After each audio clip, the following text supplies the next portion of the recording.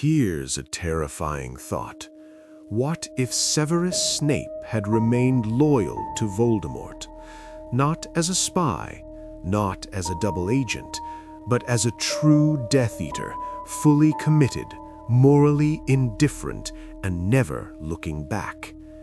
This changes everything, and I mean absolutely everything.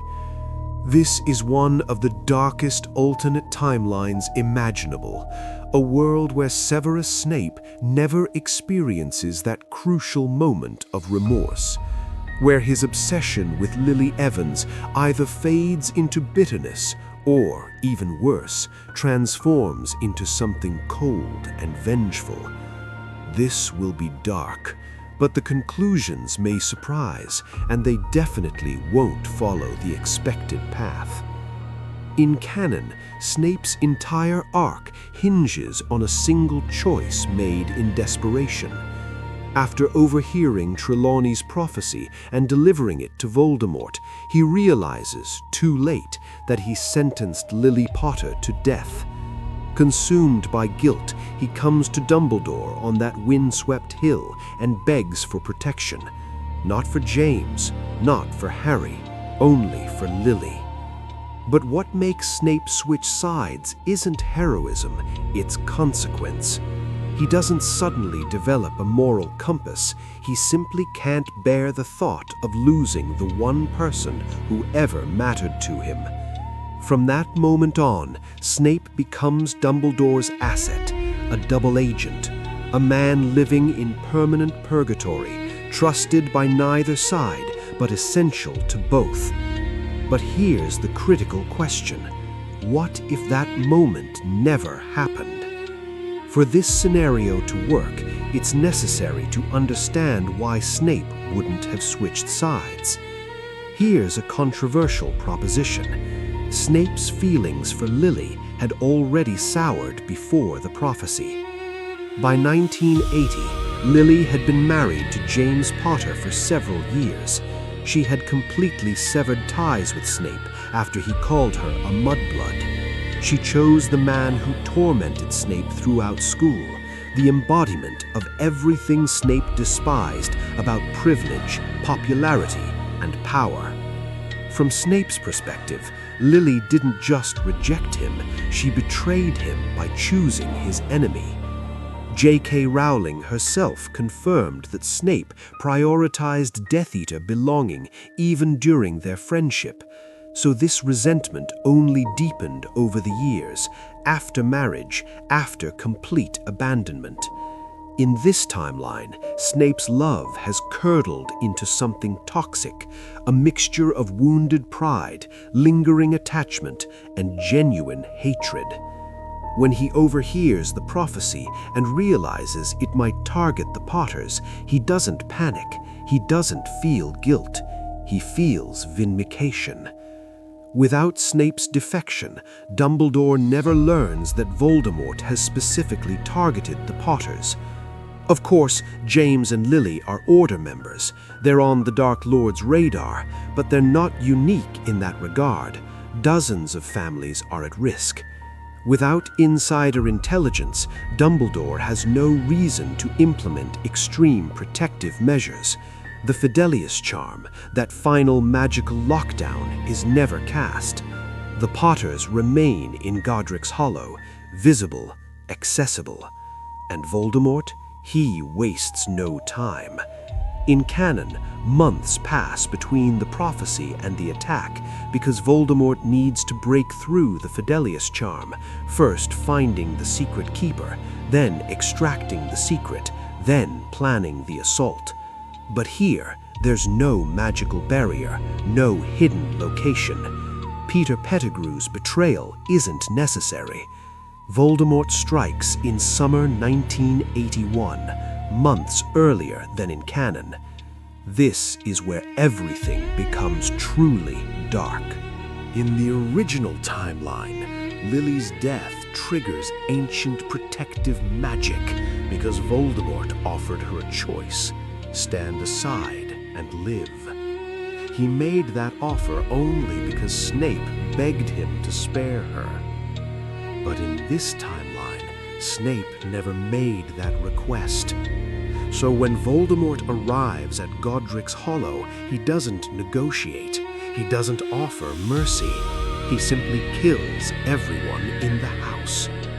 James dies fighting as before, but Lily's death, though brave, though desperate, doesn't carry the same magical weight. She was never given the choice to stand aside, so there's no voluntary sacrifice. The ancient magic isn't activated. Without that protection, when Voldemort turns his wand on infant Harry, the killing curse works. The prophecy collapses. The boy who lived never exists, and the First Wizarding War continues without interruption. Most people assume that without Harry, Voldemort wins permanently, that the wizarding world plunges into eternal darkness, Death Eaters reign supreme, and resistance crumbles. But that's not what actually happens. Here's why. Voldemort's greatest weakness isn't Harry Potter, it's himself. His paranoia, his inability to trust, his obsession with immortality that makes him fragment his soul into objects he can't adequately protect. Even without Harry, Voldemort is still insane.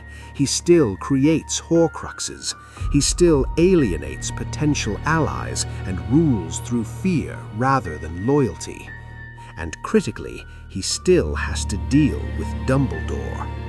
In canon, Dumbledore spends years managing Harry, protecting him, teaching him, preparing him for sacrifice. He's playing a long game built around prophecy fulfillment. But in this timeline, there's no prophecy child to protect, no grand destiny to orchestrate. Dumbledore is free to fight Voldemort directly. Dumbledore is the only wizard Voldemort ever feared. The 1945 duel with Grindelwald proves he's capable of defeating Dark Lords at their peak. Without Harry consuming his attention, Dumbledore becomes a different kind of threat. He can focus on hunting Horcruxes. He can study dark magic without moral compromises. He can mobilize the Order of the Phoenix into an actual fighting force rather than a support network. The war doesn't end in 1981, but it doesn't end in Voldemort's victory either. It becomes a stalemate. Here's the critical factor everyone overlooks. Finding and destroying Horcruxes becomes exponentially easier when Voldemort is actively operating. In canon, Dumbledore spends years researching Horcruxes in secret, piecing together fragments of information, making educated guesses. But if Voldemort never falls in 1981, patterns emerge. Death Eaters get captured and interrogated, locations get raided, objects get discovered. And Dumbledore has something canon Dumbledore never had: Snape as a genuine enemy. Without Snape's providing intelligence, certain protections fail, certain secrets remain unguarded. Dumbledore would eventually discover at least some Horcruxes, maybe not all 7, but enough to make Voldemort vulnerable.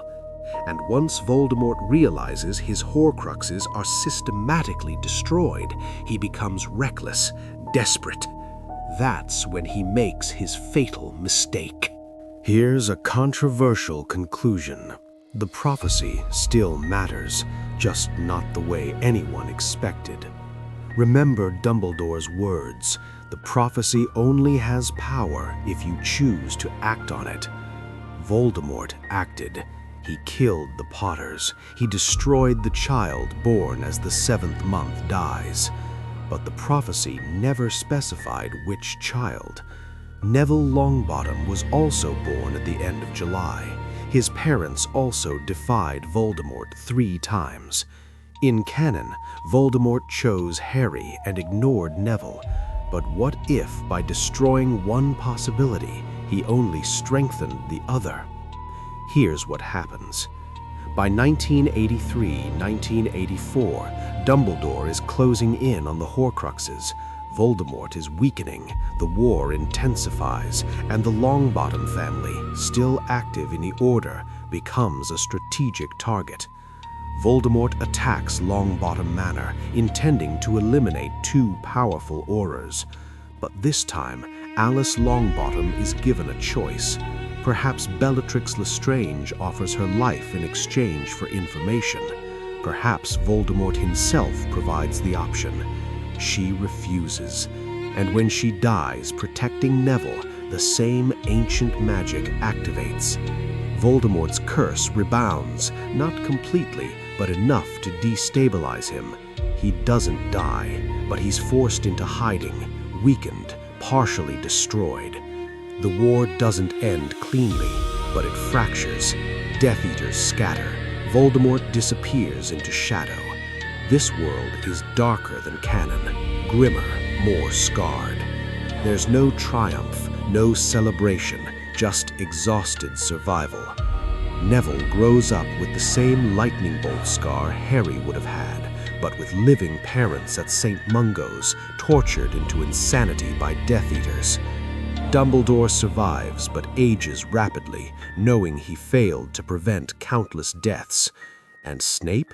Snape becomes Voldemort's most trusted lieutenant, a position that ultimately means nothing when his master vanishes.